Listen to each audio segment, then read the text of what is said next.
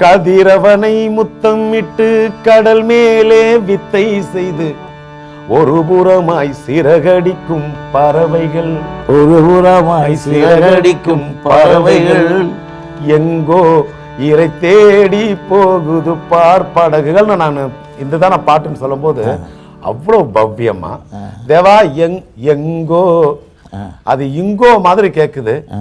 எங்கோ அப்படின்னு ஒரு வார்த்தை, அந்த வார்த்தைக்கு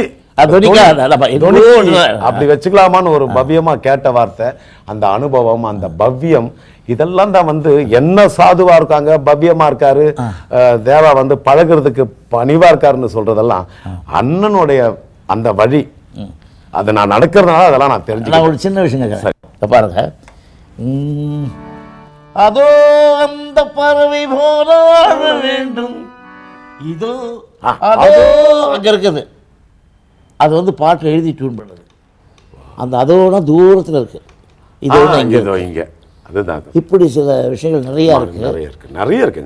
அதில் அந்த வார்த்தைகளை புரிஞ்சுக்கிட்டு அந்த வார்த்தைக்கு தகுந்த பாவங்களை கொடுத்தா தான் அந்த மெட்டுக்கும் இந்த பாட்டும் ஆயசோடு இருக்கும்.